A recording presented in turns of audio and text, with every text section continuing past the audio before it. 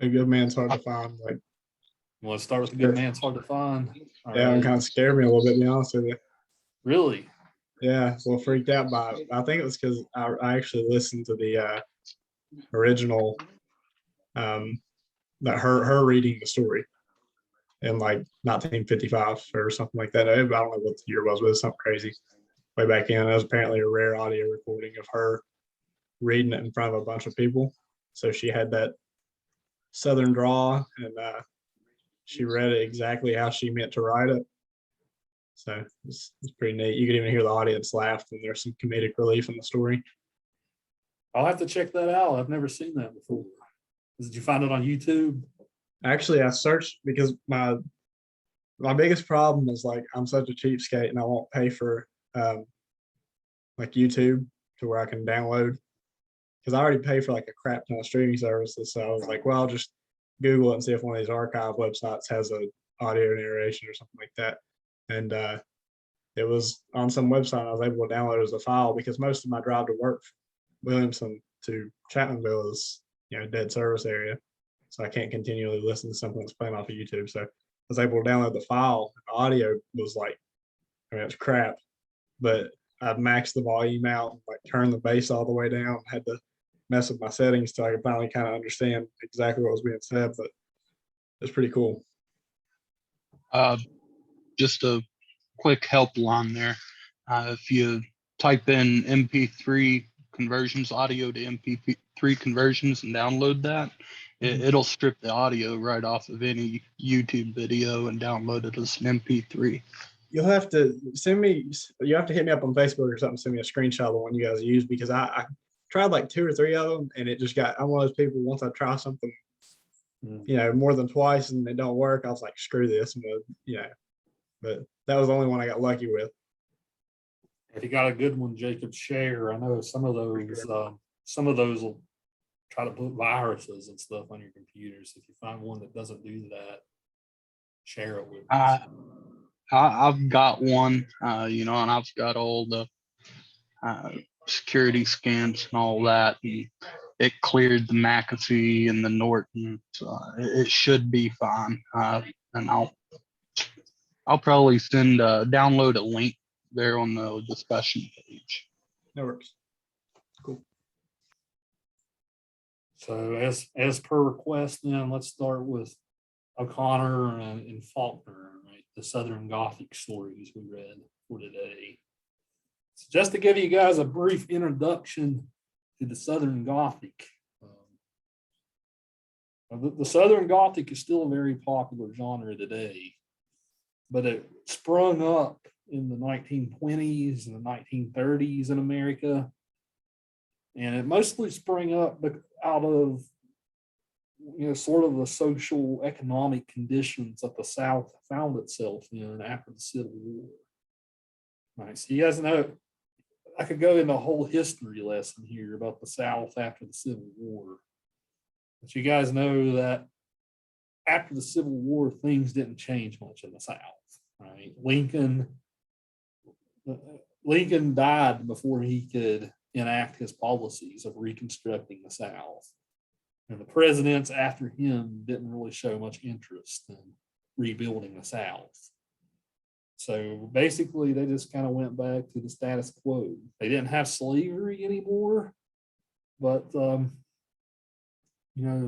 lot of the former slaves were still there with their old masters, right? Because suddenly the government says, "Hey, you're free." But what now? Right? These people had never known anything else in their lives. Right? So a lot of them stuck around. Right? It was only later in the 1800s that a lot of former slaves in the South migrate to the big cities like Chicago or New York or Los Angeles or wherever. Mostly cities up north. But for the decades following the Civil War, very little changed.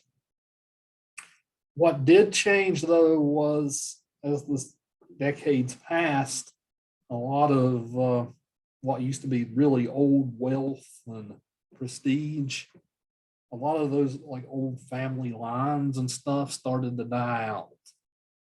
So these old plantation families, right? The families that used to own the big plantations in the South, not just the small farms, but the big tobacco and cotton farms, right? The people who used to own those farms, the really rich, wealthy landowners, a lot of those people started to die out. That's kind of what Rose for Emily is about. So there's a lot of like decay in the South. Right? All these old rich families, a lot of them started to die out. You started to see these old, what used to be like nice plantation houses kind of falling down, right? They're in decay. They clearly need rebuilt, or they clearly need work on them, right? So the Gothic aesthetic that we've been talking about all class, like mostly that's been in places like England, right? Poe's House of Usher, right? That's a very England type of story because the old manor is decaying. Right? Well, suddenly a lot of these places in the South are decaying, just like just like they were in England in those English settings. So that type of thing helped to inspire this type of Gothic, but also just negative things that were going on in the South. Like Southern Gothic is very much a genre that's critical of the South, especially the values and the culture and things like that. So, and these writers weren't Northerners, who went to the South and were like, oh, these backwoods rednecks, right? They weren't writers like that. They were writers who were actually from the South. So Flannery O'Connor is a Tennessee writer. That's where she sprang up, was Tennessee. William Faulkner was a Mississippi writer. He wrote most of his stories, including this one, about the same county. He invented in his stories a county in Mississippi. So like all of his stories are like a shared universe about like all these people that live in this county in Mississippi. So that's a fun fact for you about Faulkner. But like as I said, these stories are very critical from a Southerner's perspective.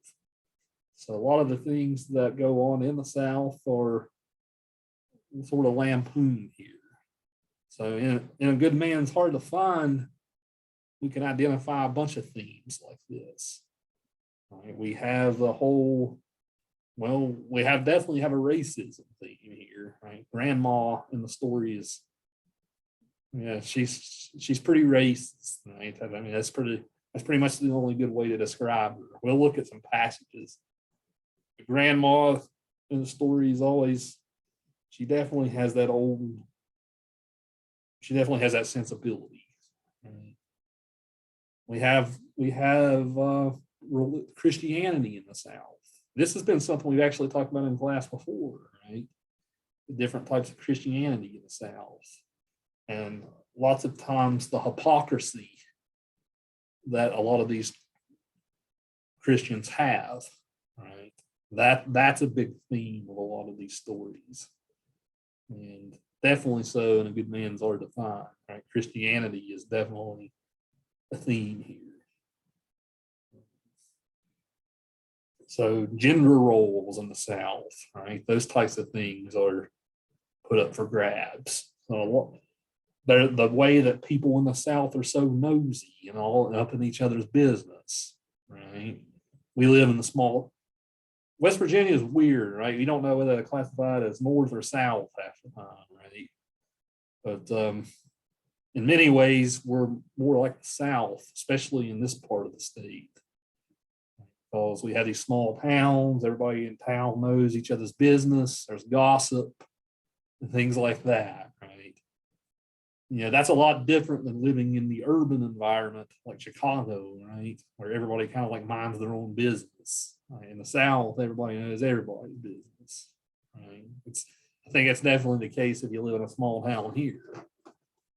So lots of that type of thing is kind of lampooned in these stories as well.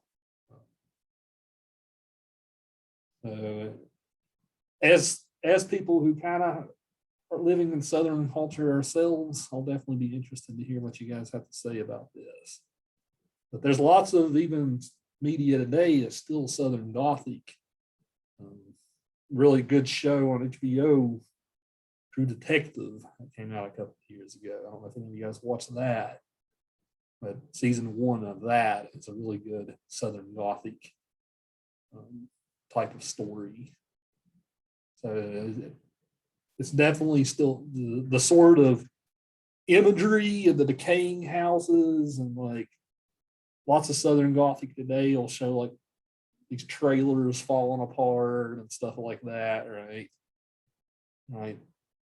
A lot of that type of thing is still very prominent in our media today. So I'll turn the floor over to you guys now. What's your thoughts? Who played in that show you were talking about? It wasn't Matthew McConaughey, was it? Yeah, Matthew McConaughey and Woody Harrelson. Yeah, okay. I gotcha. I read his book and I remember him talking about it in his book. And then and I've heard on podcasts that it's an incredible show, so check that out. Yeah, it's a great show. Yeah. If you find that you're interested in it, definitely check that show out. Beautiful miniseries. They did 2 more seasons after that, but each season's different. It's kind of like how American Horror Story is. So, but the first season's great. So, what do you guys make about this? What do you guys think about this genre as a whole? And then we'll move into specific stories. Well, it doesn't fit for me. The good man that's hard to find seems like the oddball out. And that was the big thing that stood out with me with this story, is I felt like it didn't go with the other. It wasn't part of the max set, if you will. The other ones, there's, like I said, grotesque and monsters and ghosts and just wacky stuff. And this, driving down the road and flip over, and some guy shows up and kills you and your family. And yeah, okay, life is scary. I get that. But is it really Gothic? That's a good question, Jacob. We'll bounce that to the whole class. What do you guys think about Jacob's point? I felt the same way. I read and listened to the audiobook, and then I took a step back, and I was like, how is that a Gothic literature when that could just happen in everyday life? You could just be reading a newspaper, and then, you try to focus your whole life around a mean person, and then you end up getting killed by the same person you're afraid of.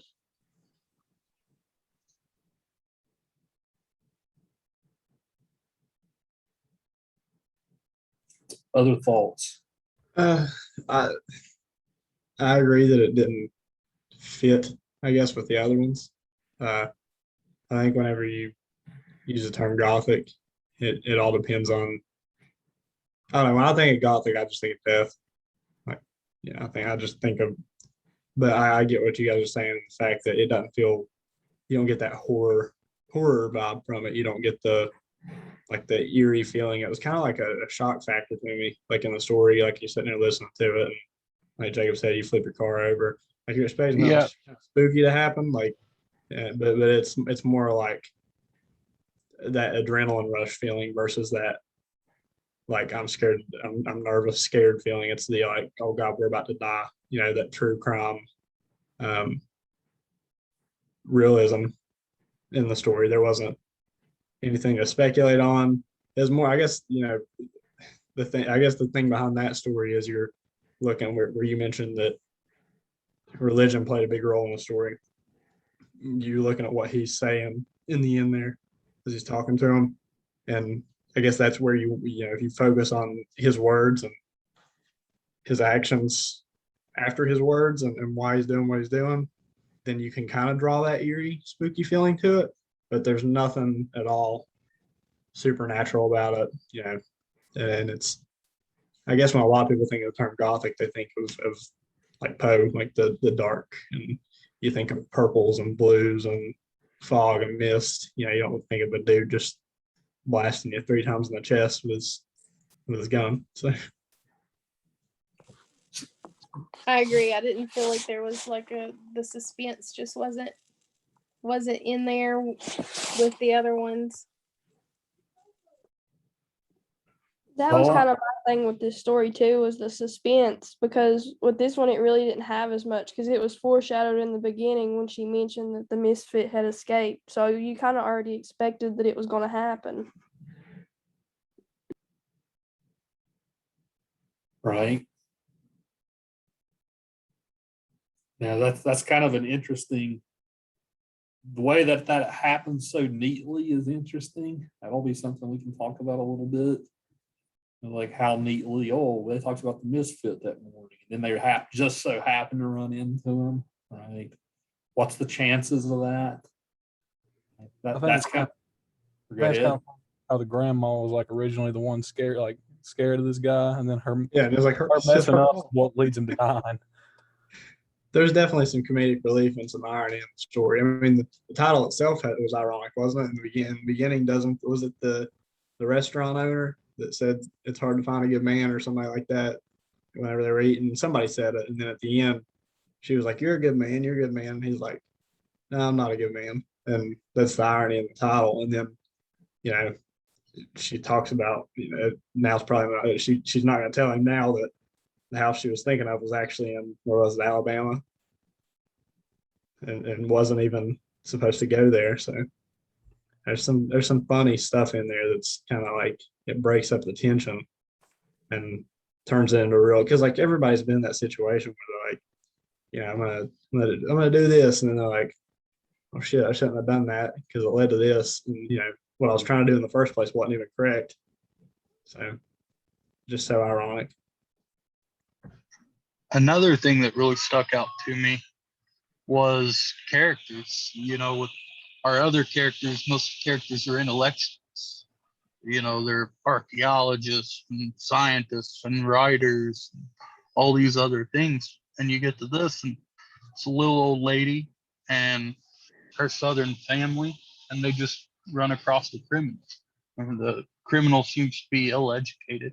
Maybe the grandmother's educated, maybe the father's educated, but it's that southern education. They still talk formal, but it's a lot more laid back than what I feel like the other stories were. And that was a big thing. Is I feel like the use of language is different with this set of stories as opposed to what we have been using. Right, more easy to read prose. Right, yeah, I would definitely, especially compared to Lovecraft. Right, definitely more of a breezier read. Do you know a lot about Flannery O'Connor? You know, like her personal life, like how was she a pretty simple person? I don't know. I didn't research her at all, like I did Poe or you know, Hawthorne, but the way her writing style makes it out to seem like she fits well in the description of the story. Like it could have been her family or somebody she knew. Like she was writing just how those kids were behaving. Like she had watched kids behave like that before. Right, I don't know a whole lot about her. I love her stories. I don't know a whole lot about her. Most of my research is in the 1800s, so Poe and Hawthorne and all that's where I'm a little more comfortable. But yeah, she did. I think she was a professor, if I'm not mistaken. I'm gonna kind of research this while we're talking. But let's see here. She was a So, I devout. mean- She was a devout Catholic. I know that she was a devout Catholic. So, like a lot of her maybe criticisms of Southern religion and stuff, right? That might have a little bit of a Catholic bias to it, because she was a very devout Roman Catholic. She spent some of her life living in Iowa. So she lived in the South, but she did a lot of her schooling and stuff in Iowa. So could we mark the 1930s to 1960s is like an evolution in literary and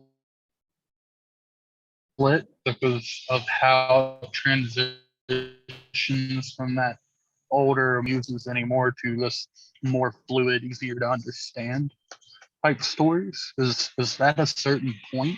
Like where do we mark? Yeah, these stories might be the opposite to that actually, Jacob. I know whenever you talk about American literature, like the 1920s, the 1930s, there was a movement that swept across American literature called modernism.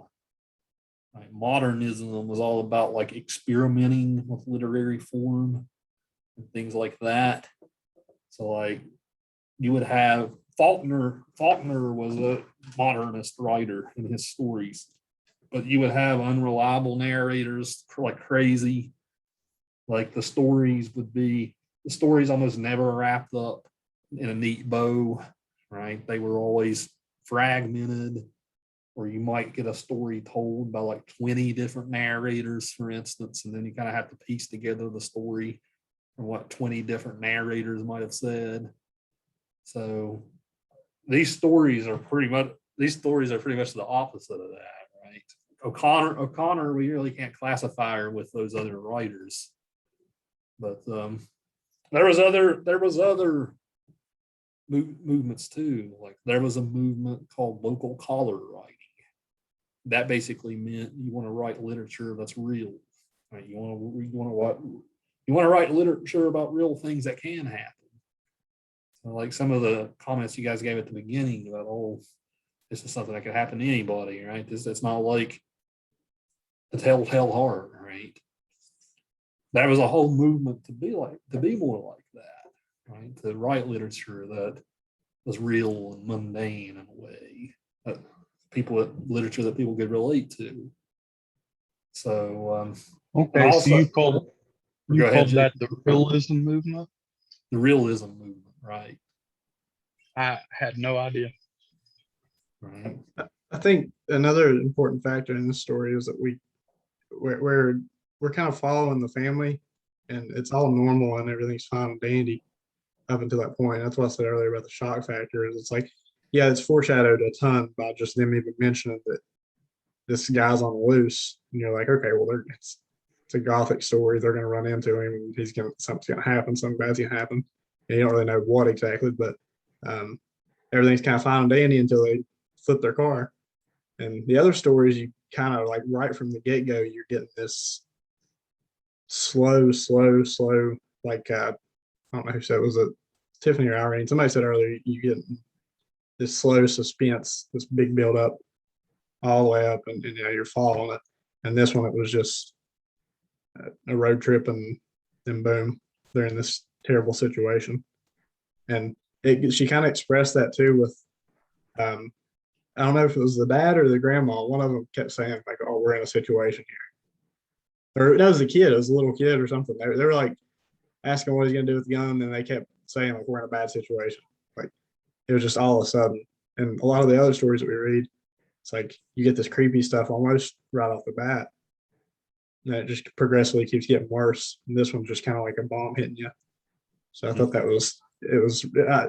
I like the story a lot personally, because stuff like that scares the crap out of me because I know it can happen to anybody. And I thought the realism in it was very scary. So just like in Rose Freeman. I think that sometimes makes it way scarier knowing that it could happen to you. For sure. Which I mean, it's just like I get more scared when I watch like for example, back when I was in high school, a scary movie would scare me less than watching like footage of Columbine, because like I mean I had an interest in stuff like that and researching it, but like school shooting stuff, like, they made like a recreation of it. What was that called? It was like basement tapes or something. But I was like, man, this stuff's scary because like it could happen to me. It could happen to my sister. It could happen to my friends. It could happen to anybody. And then the paranormal stuff, it's kind of like when you turn the lights out, you're like, oh, God, it's your mind playing tricks on you. But the realism stuff's It's an adrenaline pumper. What about on the second page there when she responded to her granddaughter that if she had met the misfit, that she'd smack him in the face. And then we know that the story ended up as her begging for her life and trying to talk him off the ledge, right? So what is hypocrisy a theme?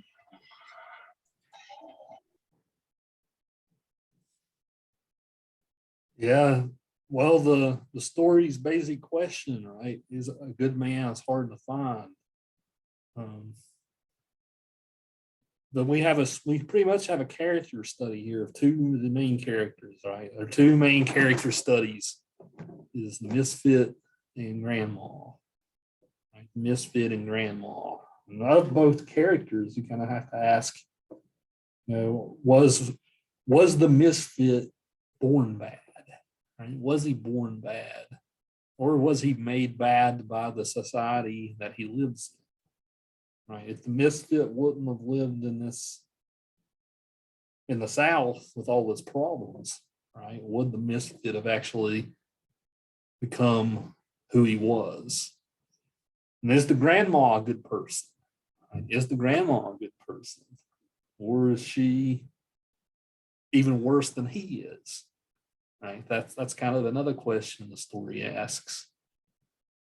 At the end of the story, the misfit says grandma would have been a good person every day if she would have had a gun pointed at her head.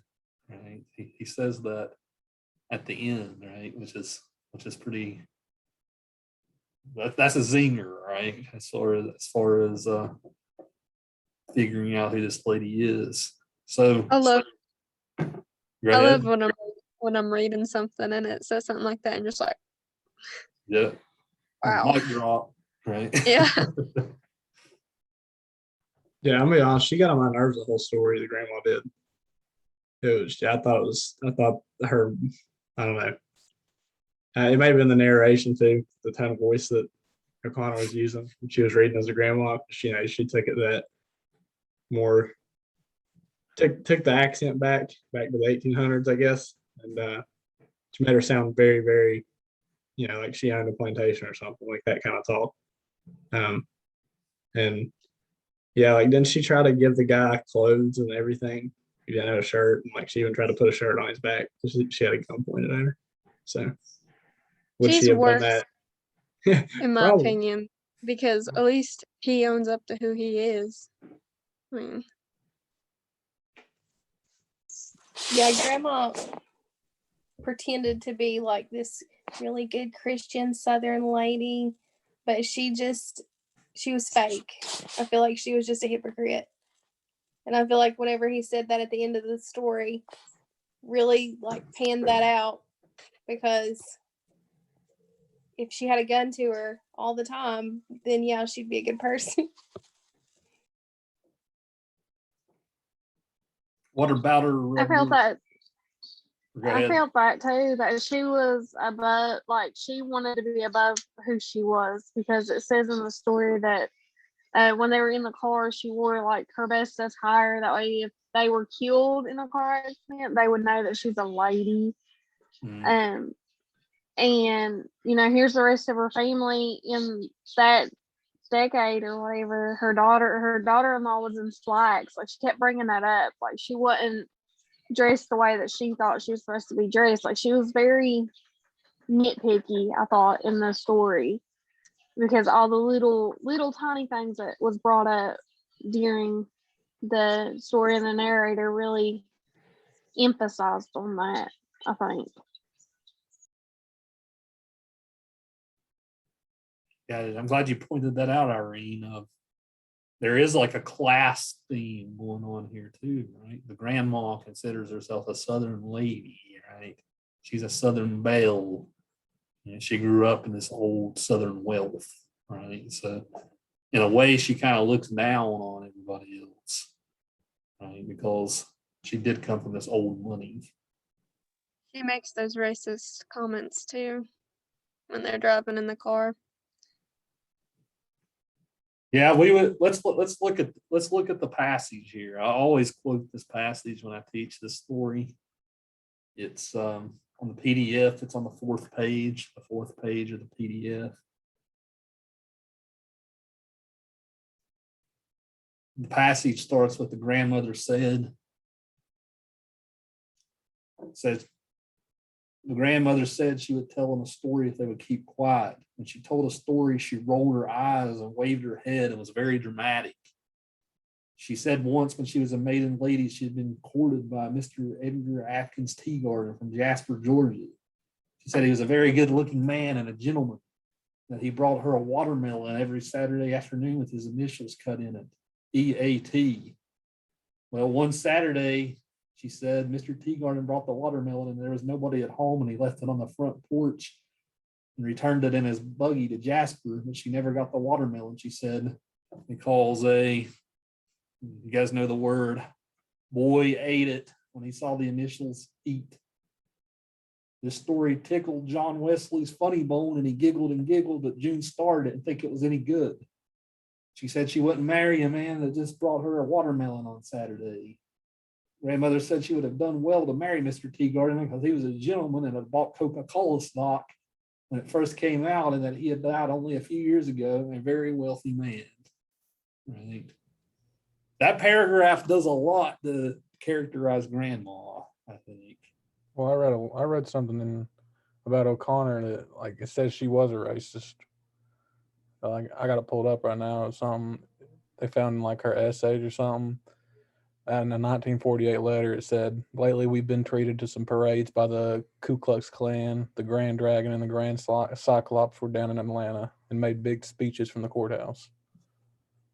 So I guess she was a racist. I've always known her to be the opposite, like very critical of this kind of thing. You'll have to send that to me, Ethan. Yeah, I'm not an expert on her, but yeah, you'll have to send that to me. But what do you guys make of this passage? Like, that's it. I've always thought that one passage sums Grandma up, right? You know, as far as she's not just the racist stuff, right? She's also really classist and looks down on people, right? We have the watermelon humor here, right? You guys all know the association. You guys all know the humor there, right? What with black people and watermelon, right? I actually had that highlighted, that exact passage, because it struck me odd that somebody would actually put that in a story where it kind of just, it was there and they didn't lead up to it. So like it was kind of hard to, to understand if that was real or if she was really just telling the kids a story, because it wasn't really explicit and it didn't really go with I wondered what. the same thing. I was wondering if it was just if it was a real story from her, if it was a joke that she had just carried on with the kids. She even mentioned before that, talked about African Americans not having pants, didn't she? Mm-hmm. That's Yeah, a good she, comment. And at this time period, there were probably, pretty well off African Americans in the northern parts of the states, I would say. Up around New York, and it was, things definitely were still segregated, and everybody still felt a certain way that was wrong. But I mean, it wasn't. She definitely the grandma had a massive, massive stigma that she just went on about several times in the story. So. Well, plus she also said that she would want to paint that picture, like she was really obsessing over that, and it was just, I don't know the word I'm trying to say. It was Like it excited her. yeah. It was a sense of pride that she like almost like she was showing some kind of like white pride. Yeah, like she was really, strutting her class and the fact that she was better than them, I guess. So yeah, I'd go with prideful. Yeah. Let's all talk about this. I definitely I missed out on the grandma being such a crappy person until like I got that she sucked. She annoyed me during the story, but like the more we talked about it, the more I realized that she was super crappy. Right. Taylor, you said you felt this way really early on. Yeah, I just got those vibes from her, I guess. Right. Here's a question for you guys. They run into the misfit, but would the misfit have killed them if grandma wouldn't have ran her mouth? Right. That's when I really didn't like her at that point. I don't think he would have. She made it clear that she had recognized them. I think she's responsible for all their deaths. I do. Right. I think that's why the misfit waited and killed the whole family before he killed her, was to show her that she would have kept her mouth shut, because he had said, "I wish you did not recognize me." And then that's when he took Bailey into the woods, and then came back with his shirt, and then he took the wife and the kids while he made the grandmother play for her life, because he realized that she was a piece of crap, and he wanted her to realize that, you know, that she really, really messed up. That was the part in the story that really bothered me about the grandma's character too, because she was more worried about, her life instead of her family's life. She was pleading for her life, but not so much everybody else's, even though she was the one that caused them to be in the situation. Yeah, you're exactly right, Cassidy. She's always pleading to save her neck, right? She doesn't care. She doesn't say anything about her family members. Yeah, I agree with Irene. If she would have just kept her mouth shut, and that's why he left her for last. Yeah, what also struck odd with me too was in the beginning of the story, it talks about how much she loves her son, her only son. She's living with him. She's trying to protect him and his family, but it's in a way overprotective, because she didn't want to go to Florida and all this and that because of the misfit. But then when you get to the end of the story, that whole demeanor changes, and she's just out for herself. Because she didn't even she turned and looked, but if you hear a gunshot, even here in the mountains, you're gonna look. So was that as far as she was worried about her family, or was it just the startledness of the gunfire?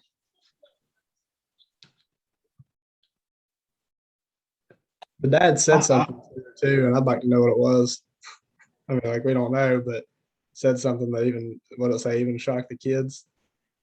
After the misfit had replied that I wish you wouldn't have recognized me, and then Bailey turned around and said something to her that shocked the kids. He probably told her to shut the F up, I'm sure.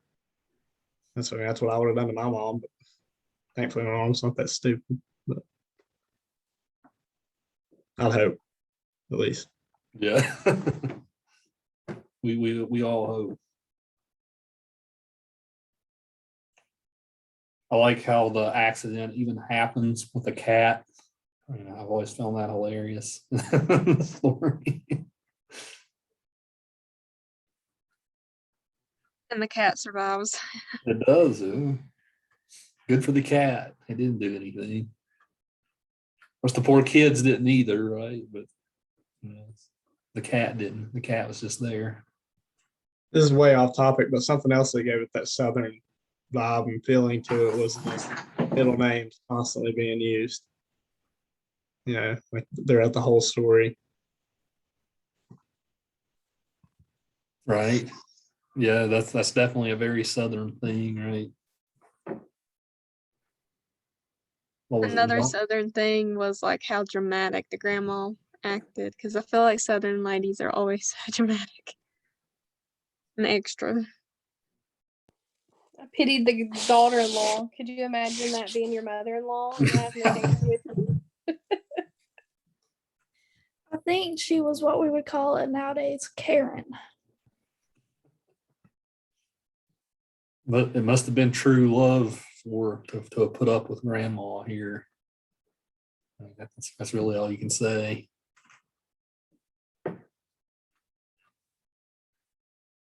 Well, what about the Misfits character? What about this guy? What's making him tick? I think before we get to that, though, I will make this remark. I think we are getting to the gothicness of this story, right? Even in our discussion, because we're seeing, instead of seeing grotesque settings or grotesque monsters and ghosts and stuff, right? We're seeing the true thing that's horrible, right? People. Right? I guess here's where we're going into the gothic nature of the story. Right? What's worse, people or monsters or spiders or scary things like that? Right? What's the difference?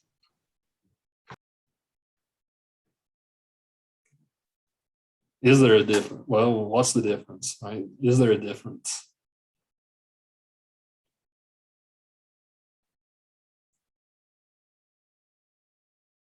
But we'll get back to that one. But Yeah, that's a big question. we'll see what we think about that after we talk Misfit. But what about the Misfit? What do you guys make of this guy, especially with his relationship with Christianity and religion? Like, he's trying to make excuses for why he does the things he does. Right. What do you guys make of this character, or maybe his psychology and how he thinks? I got the feeling that he felt like he was above everything. Like nothing could touch him.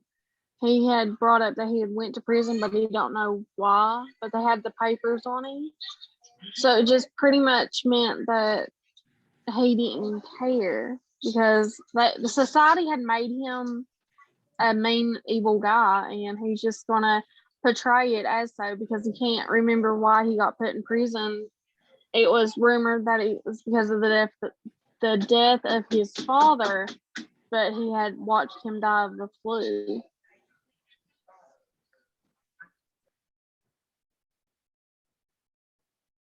Right. I'm going to piggyback off what she said.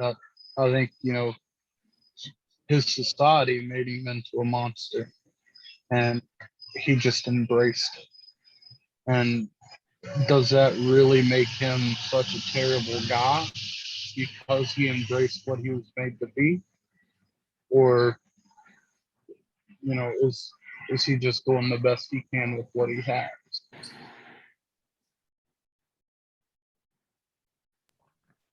I think he was for sure an anarchist.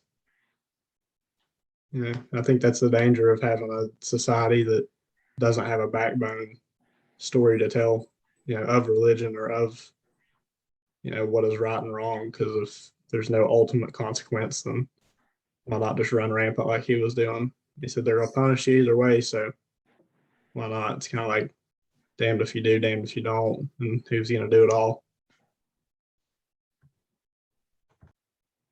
No pleasure but meanness. Right? That's his quote. There's no pleasure in life but meanness. And then after he murders them, don't he go back and say that there's no pleasure in life at all? So he didn't even enjoy killing them.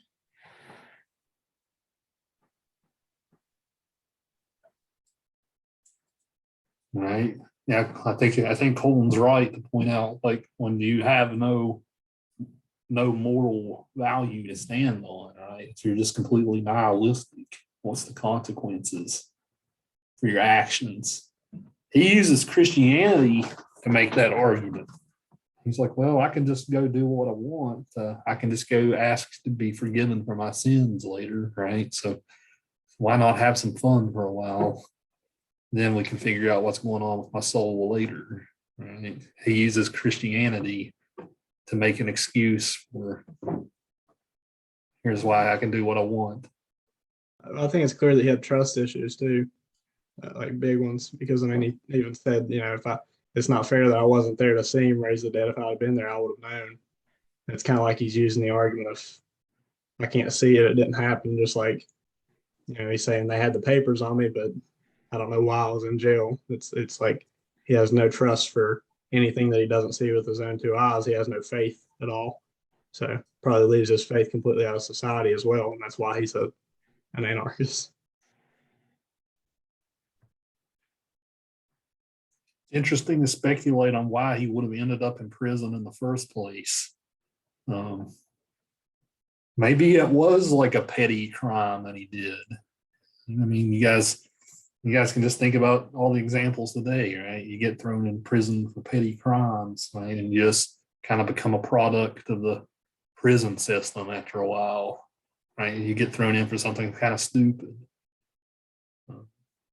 I saw a story yesterday that was talking about how a homeless guy in Pennsylvania, I think, like he thought a bottle of Mountain Dew was $2 and it was like $2.50 or something. So he slammed $2 on the counter and walked off. They called the cops and arrested the guy. And he went to jail. It was his third offense for shoplifting. So he went to jail and they're charging him with a felony. So for 50 cents. So I bring that story up because look at the misfit. Right?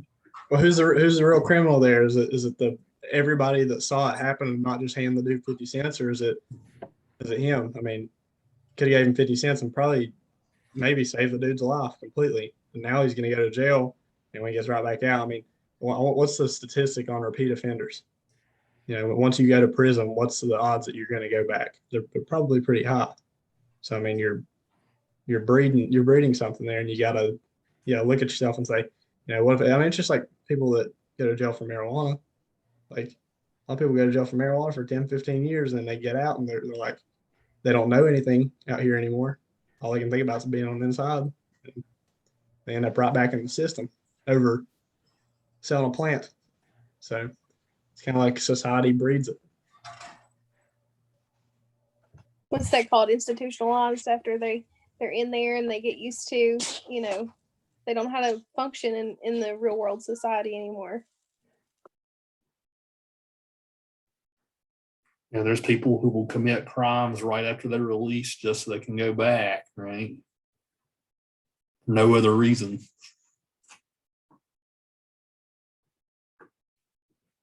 The prison in this industrial complex that we have in America, right? We have way more incarcerated people. We have millions of people incarcerated in this country, right? That's a whole political issue in and of itself. But when big corporations are controlling these prisons, right? The big corporations are out to make money, right? So you have to feed into the system. Yeah, a lot of private contractors that do work for those people too, that tax dollars pay a lot of money for. It's just like the military industrial complex. I mean, you got huge private corporations that American citizens are paying into every single day. Every dollar you earn, you're paying a portion of that to help create a system that's damaging to our society. The same with war, the same with prison. Yeah, everything.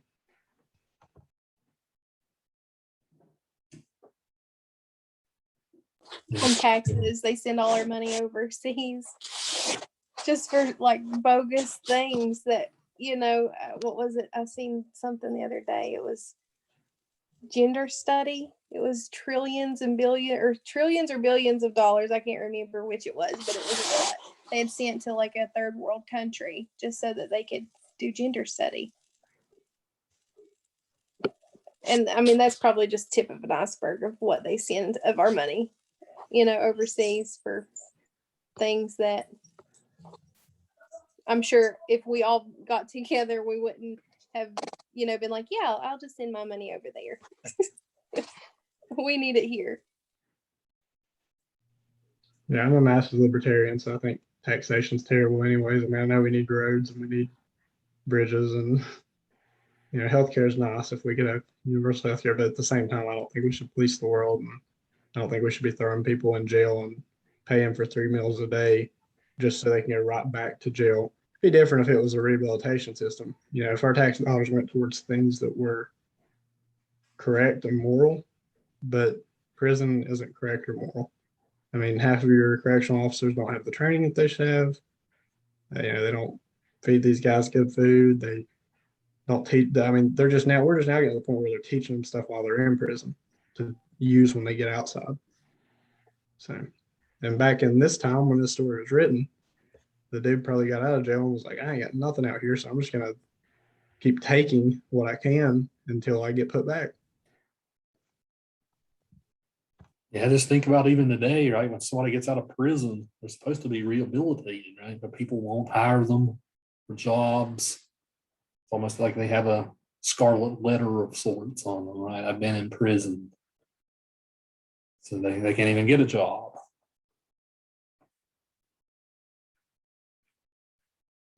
So Yeah, especially for felons, it's really hard for a felon to get a job. Nobody really wants to hire a felon, even if it's just over 50 cents for a bottle of pop.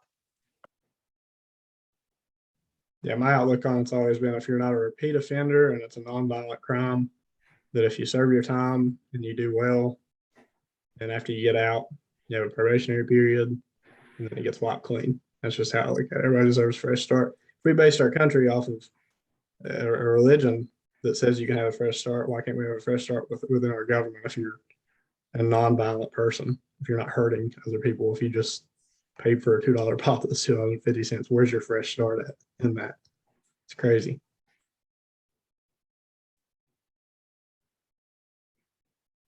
right, so this brings us back to the question: is the misfit?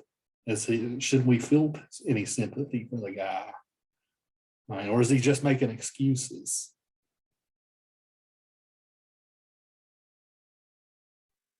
I don't think we should feel sympathy for him as an individual, but his classification of people in itself, maybe we should feel sympathy.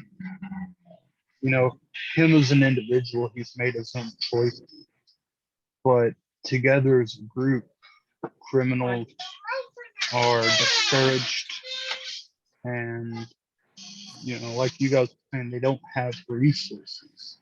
It's hard to pick themselves up. So what else do they have? You know, I don't think as individuals they deserve our sympathy, but when we see that convict or convicted felon on an application, I think that's where their sympathy should be.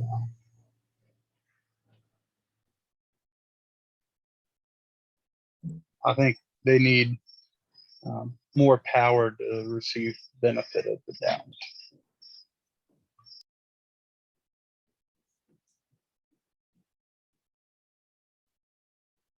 Right? Yeah, I agree, Jacob. You know, feel pity for the circumstances that they were led into, right? But don't feel pity for the reprehensible action that they do take. I think that's a good point.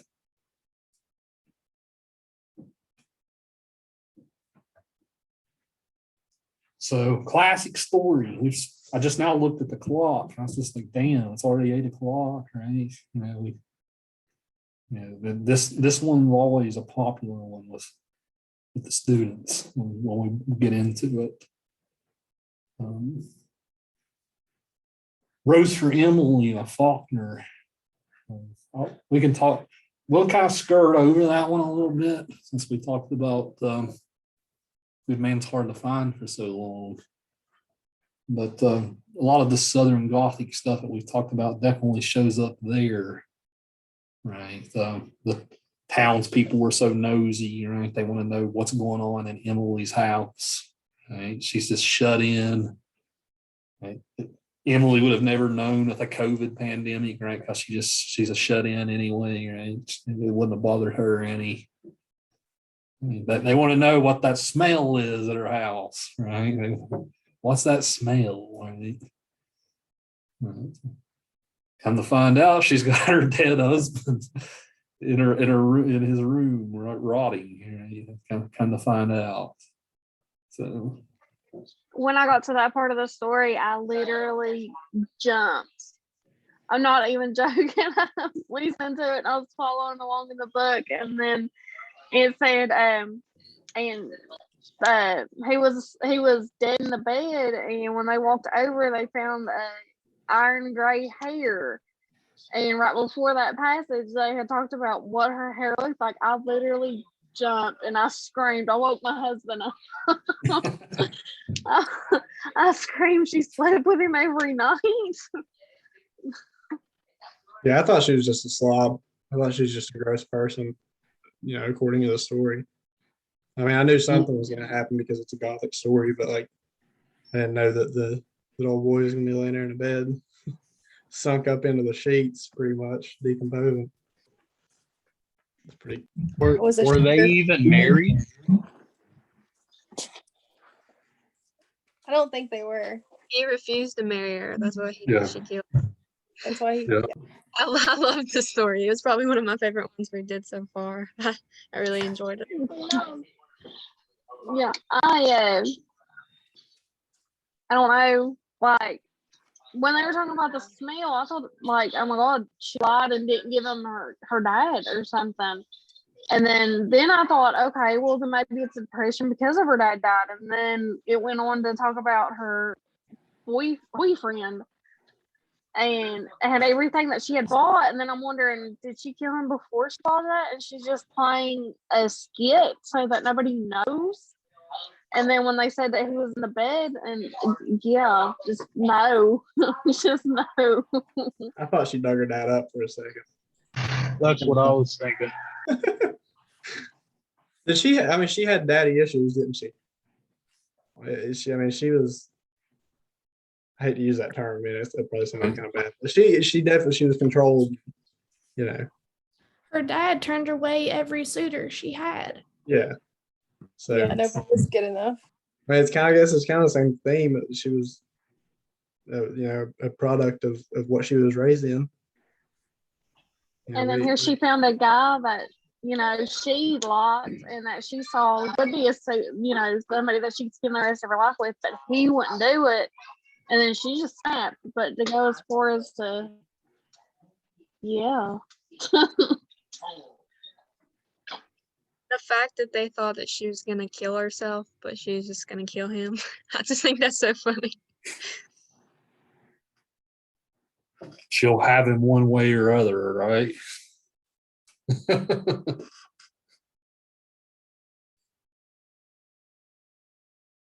Which it talked about how the town looked down on her where she was 30 something and she was unmarried.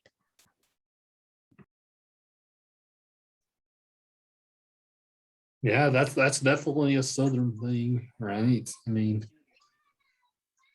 I'll defer to the ladies in here on this one, right? But I know in this area especially, right, there's definitely a pressure to get married early and whatnot, right?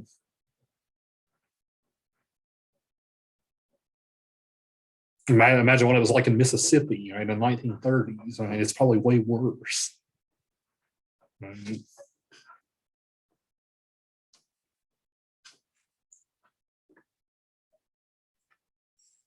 I love the way that Faulkner describes her in this story. Like he doesn't hold back. Like it makes you like bust. It made me bust out laughing. Maybe I'm really fucked up or something, right? But it really made me bust out laughing. He said, "They rose when she entered, a small fat woman in black with a thin gold chain descending to her waist and vanishing into her belt, leaning on an ebony cane with a tarnished gold head. Her skeleton was small and spare. Perhaps that was why what would have been merely plumpness in another was obesity in her. She looked bloated, like a body long submerged in motionless water, and of that pallid hue. Her eyes, lost in the fatty ridges of her face, looked like two small pieces of coal pressed into a lump of dough as they moved from one face to another while the visitors stated their errand." Right. I struggled not to laugh when I was reading it. Right. It's really dark humor right there. Right? I just struggle not to laugh reading that. really paints the picture. It does. That's imagery right there. Right? And back in that time, it wasn't looked upon like females wasn't supposed to be bigger. They were supposed to be tiny.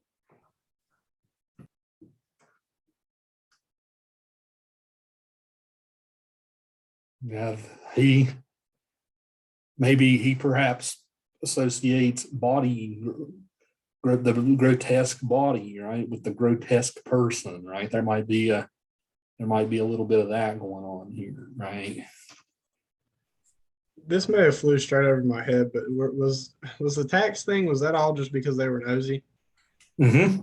Okay, I didn't. I don't know why I didn't put that together until now, but I kept wondering like, what's the point in them and including this tax stuff in the story? And I'm like, oh, they want to know what the smell was, so they had a reason to go there. It's like a super simple thing that just went.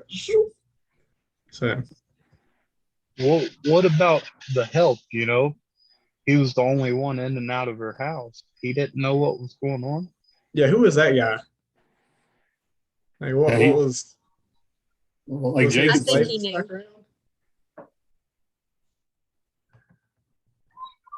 I guess he just stayed in the kitchen because it doesn't say anything about him, but they found him in a bedroom. So was he not allowed upstairs, or was he only allowed confined to the kitchen because he wasn't allowed to talk and he didn't talk outside the home? And it said that No, he let him in the house and then took off running. Yeah, I think he knew just by the way he left. He went out the back door. Yeah, he's like, this isn't my business anymore. Well, I mean, it said, I think, let me see here. I mean, it almost sounded like he was in some type of agreement or like he was an indentured slave. Like he was stuck there until, and then he just dipped. Like he's like, yes, I'm out of here. I ain't dealing with this shit anymore. I let them in. And I'm like, he instantly walked out the back door and nobody ever saw him again. So it's kind of like, dude was out. He's pretty much like, I'm not going to stick around for these crazy. I'm not going to get my neck on the line for this crazy white lady. Yeah. I'm getting out of here. Yeah. He was probably sick and tired of it. He probably just couldn't leave. There must have been something going on to where he was obligated to stay there. But he was an interesting character in the story because he was there through it all. Yeah, he was filled with a lot of mystery. I know More that. than once that I was wondering what that guy was there for. Whenever it was talking about her being alone, I thought that she was going, have a relationship with the help. He he was just a constant throughout the whole story, and you knew that he worked for the house, but you wasn't sure what his relationship was with her. You didn't get that backstory of how they were with each other. I don't feel like. I'd love to see a rewrite from his point of view. It would probably be pretty comedic, honestly. You could probably do a really good rewrite from his point of view and him narrating the story of like what the hell is going on in this place. Yeah, that'd be good. You should write it, Colton. You should write. If you want to write that story for your term paper, I will accept it. That'd be a good one. It'd be good. Hell, I want a copy of it.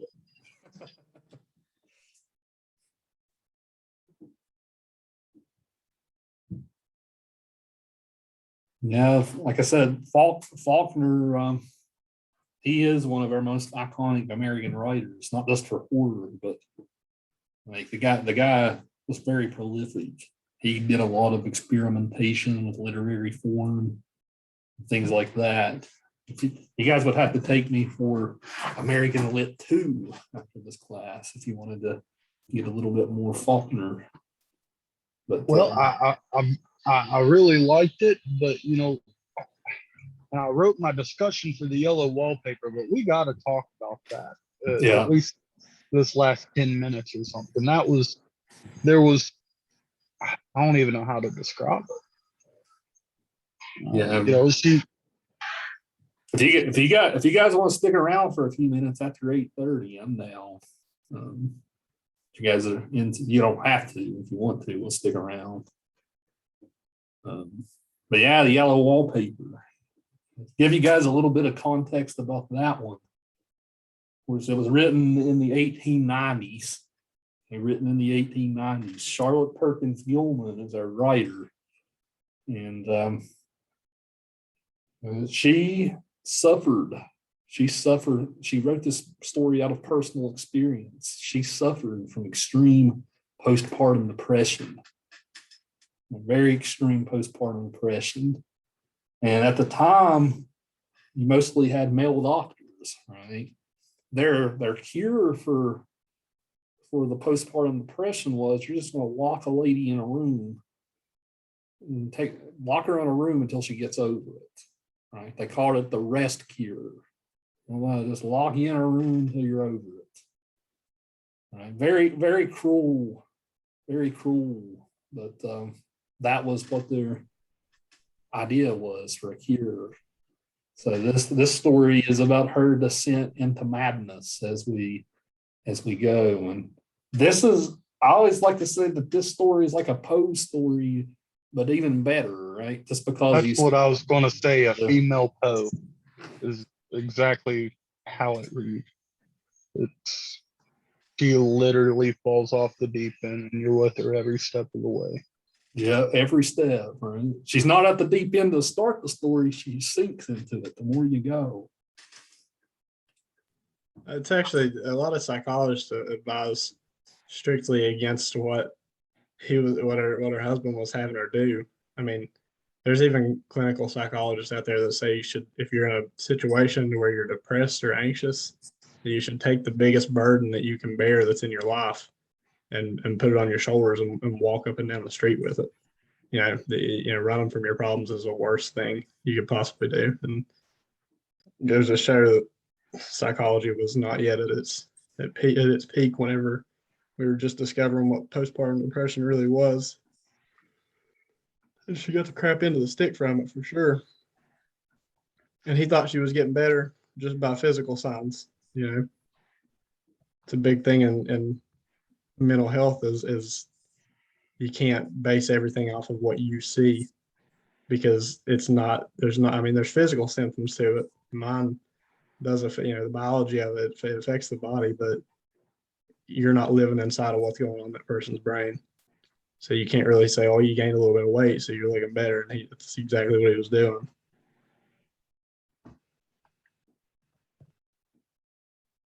Yeah, you bring up a good point there, Colton. Gilman said her cure was actually being allowed to write again, because they took away her pen and paper and stuff like that while she was suffering through this. She said that's kind of what drove her crazy, just having nothing to do, right? She needed to put her mind on something. So you're not allowed to work, right? You're not allowed to be a part of society. So that will drive you mad. Kind of relates with people that have attention deficit disorder too, in a sense that if you take somebody that's got ADHD and you set them in a chair and you don't allow them to be creative, they're instantly going to fall into a depression. Yeah. You have to treat every mental illness with its own prescription. It's not all just about rest.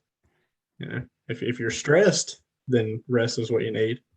But depression and anxieties, rest is probably the worst thing for that, because you can rest your mind without resting your body. And being locked in a room, your mind's probably running a million miles an hour thinking about all the other things. That's why yellow wallpaper got to her so bad, was because she had nothing else to focus on. I couldn't imagine being depressed and stuck in a room, because anytime I start to feel that type of way, first thing I want to do is go outside, be in the sun, or go do something. Touch some grass. To be stuck in the same spot, be miserable.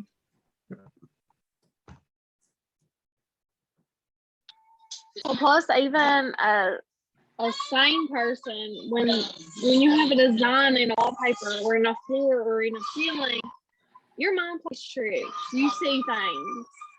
It's just like when clouds move. You see things.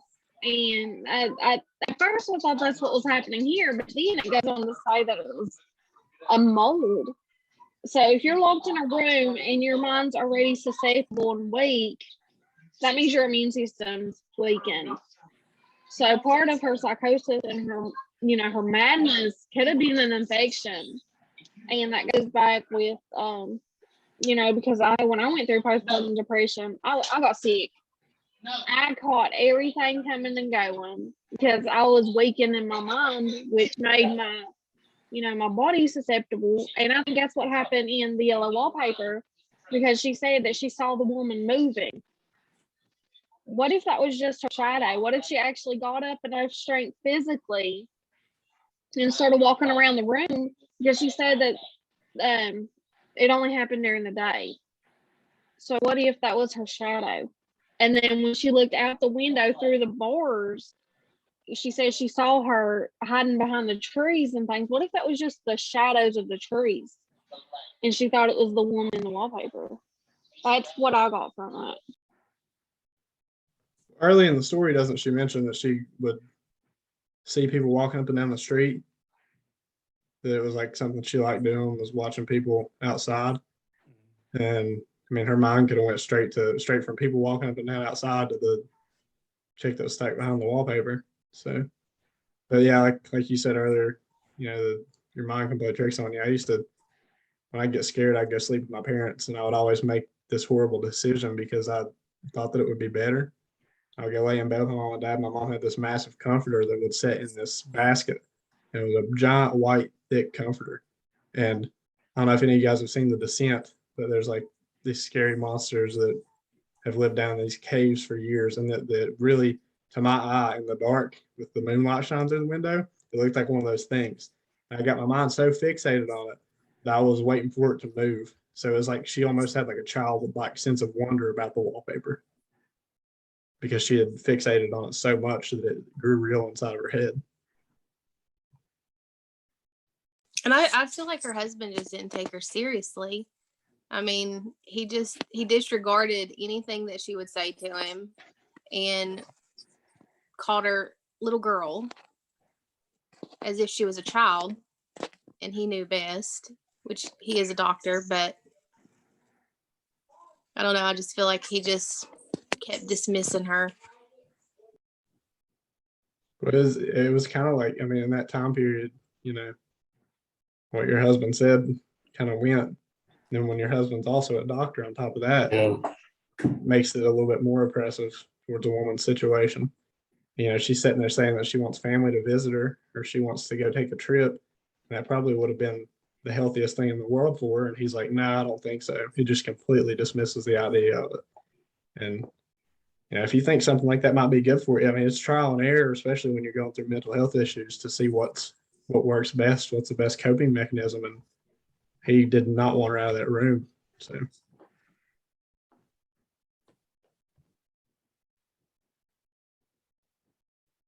Yeah, to get the style of the story, Jacob, you might be able to help me out here. But with the style of the story, right, you guys will notice the further you go, like I'm looking at it in my book, the further you go, the choppier the sentences get, the further you go. She's supposedly keeping like a journal. That's kind of like what this is. The further you go, the choppier and the shorter the sentences get. Right. And it makes you wonder, whenever she's sitting at her desk and she's writing this and the story's unfolding and she's getting to this choppy bit of part, is this before, her losing her mind? Is it after? Are you following with her as the story progresses? And then from there, you imagine her writing faster and scribbling until she starts tearing through the pages, and then her husband walks in and he's so horrified that he literally falls over and dies of fright. And then she climbs into the wall. What happened? Did she kill her baby? her newborn baby? Is that the blood that she was covered in, dripping from her hands? Did she rip his jaw off? Did she just pull him apart? What really happened here? What? She didn't do anything to the baby because the baby was kept separate from her. That was another part of her. Well, that's what I'm saying. Maybe she didn't know what was going on. It was a complete total backlash at that point in the story. It concluded, at some point she had to have done it before her writing ended, right?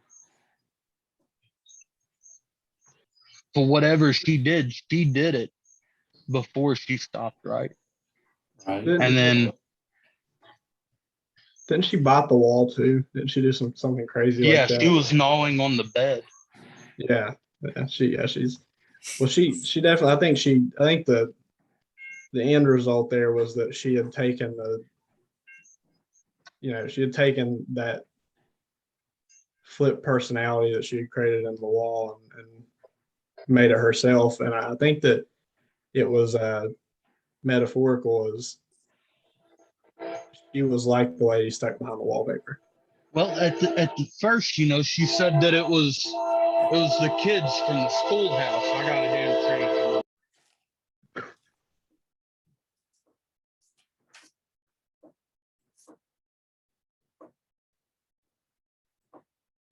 Can you guys hear me okay, or? Yeah, now we do. Okay. At first she said the room was part of the schoolhouse for the boys to live there, and that they had done. But then later on, after she's already fallen off, you find that she's been biting at it. Well, how long has she been in this room? Her journal's 15 pages. She was there for months, right? Or at least weeks. We know at least weeks. Yeah, it was during the So- summer, right? Yeah. How long was she really there? How much time was she aware of? Did she have split personality? It seems like it. Was it? He said it was a 3-month lease on the Mhm. place, and nearing the end of the story, he said, I don't think we should. He said we only got 3 weeks left, so we know that she was there for at least 2 months and a week, so at least 70 days, somewhere between 65 and 70 days. So it's a Yeah, long time to and be stuck in a that room. whole time she had to be locked up from the baby, right?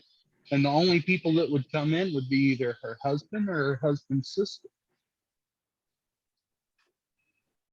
Just a recipe for disaster.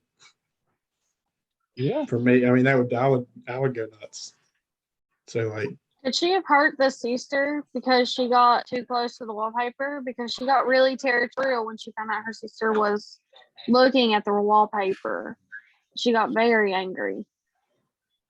And then she refused to leave her room for dinner or anything. She just said she was sleeping, but then it goes on to say, I wasn't really sleeping. I just want them to think I was. So could she have pretended she was sleeping and then her sister came up to check on her and she may have hurt the sister and then her husband walked in?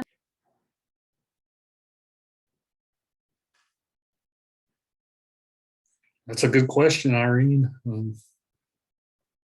I don't know, right? Well, that was my first thought. Maybe she stabbed the sister with her pen. Okay, but her husband walks in and he just falls over dead. He doesn't just faint. She thinks he faints, but later finds that he's dead. And what was it? He's a doctor. He's wise. He's real serious. We don't picture the kind of guy that's going to fall over dead from the sight of something. Is it his sister, casually murdered, or is it something so horrific we can't possibly wrap our heads around? Well, doesn't she say something at the end? Something to the effect, I can't remember the exact quote, but you and Jenny can be happy now, referring to the sister, or you can't lock me up or something like that. Like you can't keep me locked up anymore or something.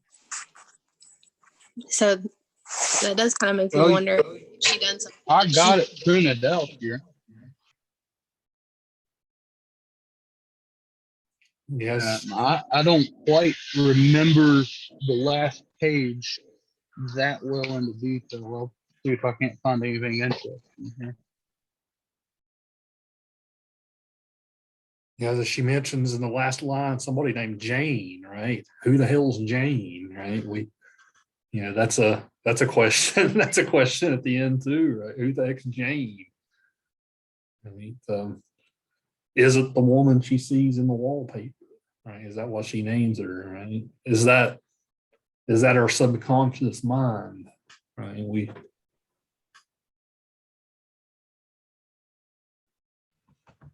I just noticed that. to be Did you honest with just notice that?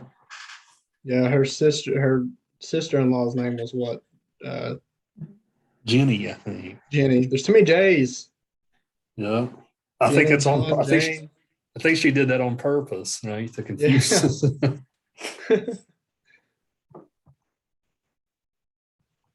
I've got out at last in spite of you and Jane, and I pulled off most of the papers, so you can't put me back. Then he falls over dead. What does he see, right?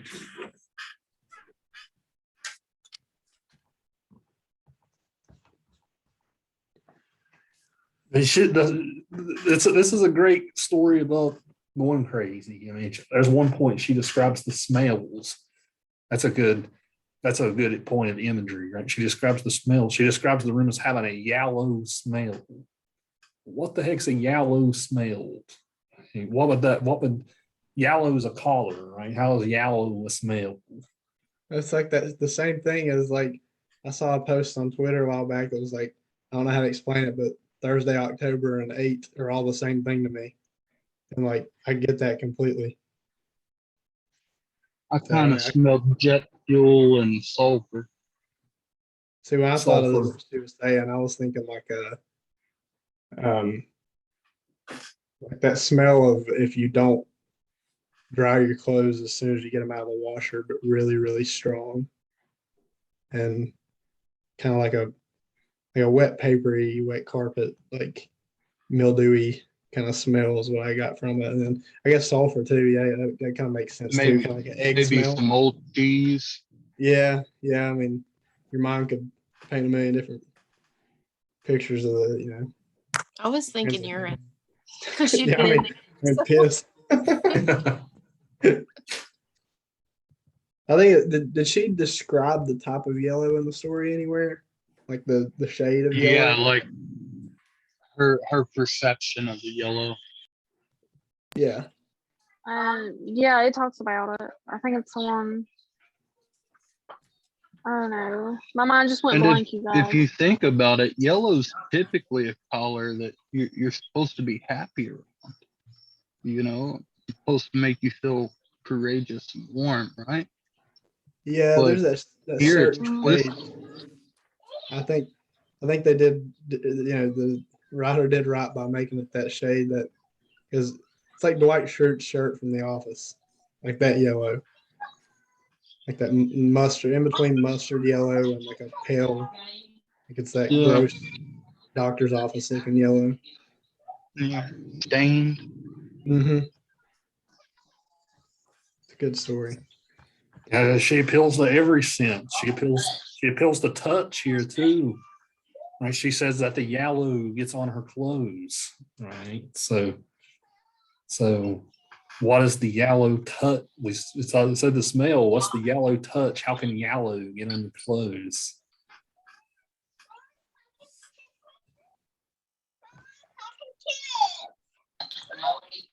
Some walls have that chalky feeling. Some Mm. wallpaper, like the older cheap wallpaper that you would have in your room. Yeah, it kind of rubs off with your hand. Yeah, like you could rub around on it, and then like you would, pull your hand away, and there's like this dust fragments kind of on your hand. Could have been like that. I hate that feeling. Everything that Or- she or describes is nicotine. really cringy. It's like that makes your skin crawl a little bit.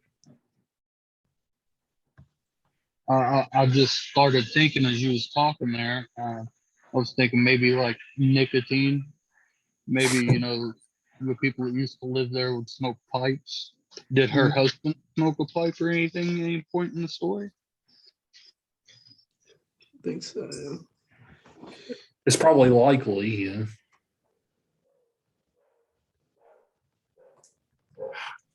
Wasn't arsenic like a big thing in Wallpaper at one time? Mm-hmm. That was probably way before her, though. Well, what do you know about arsenic? I'm unfamiliar. You know anything? I just know that it was in wallpapers and it was poisoning people. That's what Emily used to poison the guy in the other story, right? Arsenic.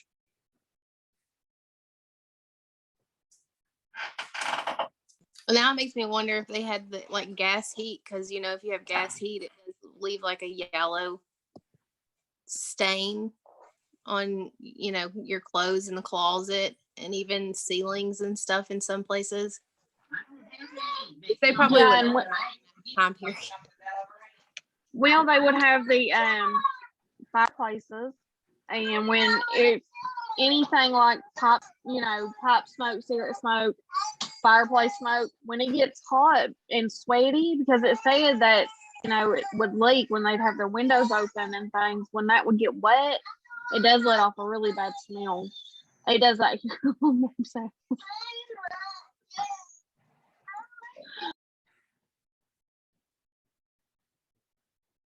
You guys will never think of Yellow the same way again after this story. Right? I should have worn my yellow shirt today. I didn't think about it. One time I taught this story and I wore a yellow shirt that day, and I didn't even think about what I did. Then I walked into the classroom and everybody started laughing. I'm like, huh? Oh, that's it. I didn't even mean that. That's funny.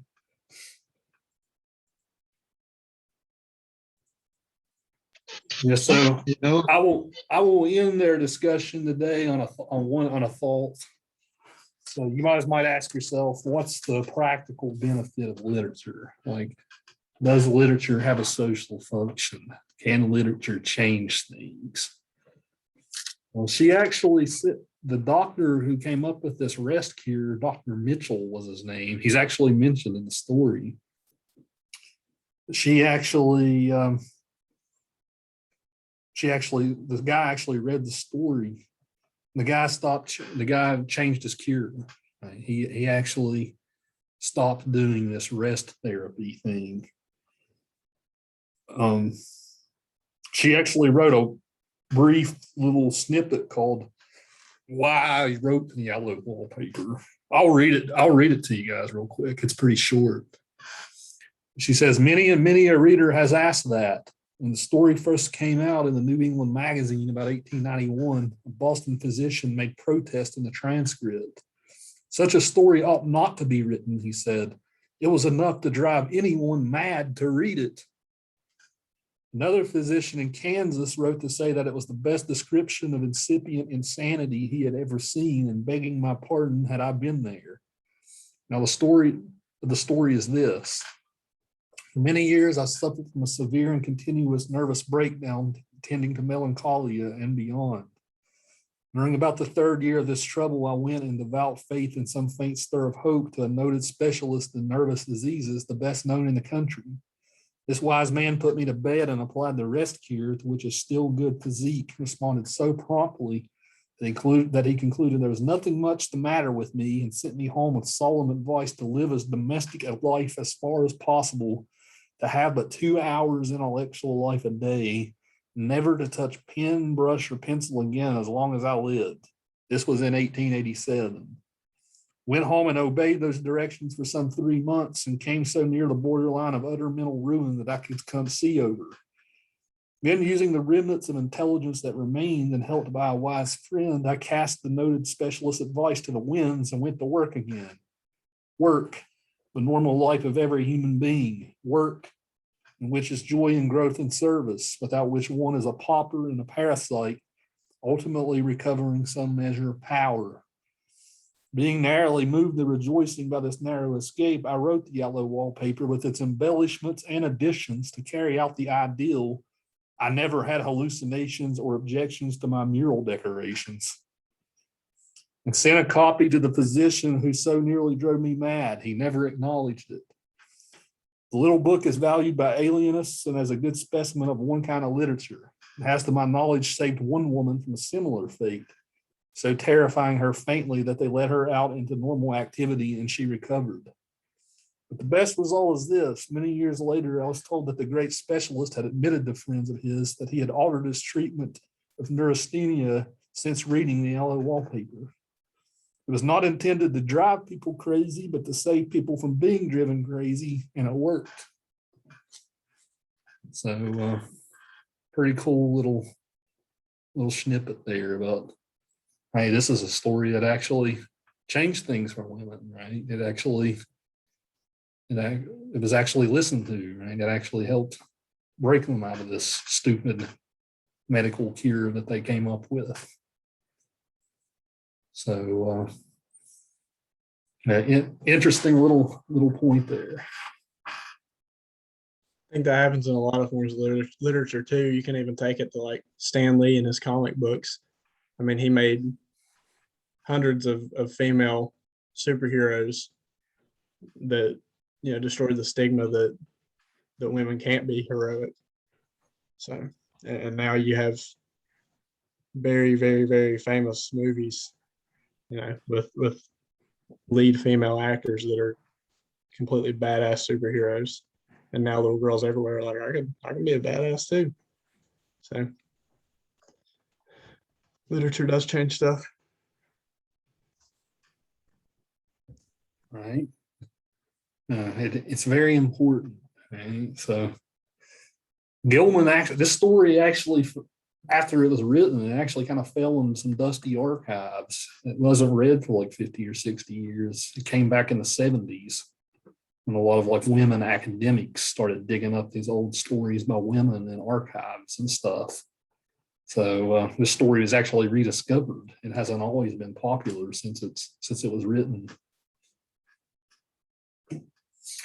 But now everybody's getting tired. I'll go ahead and let everybody go. I really enjoyed the conversation. This is one of our best ones. You guys have got into these.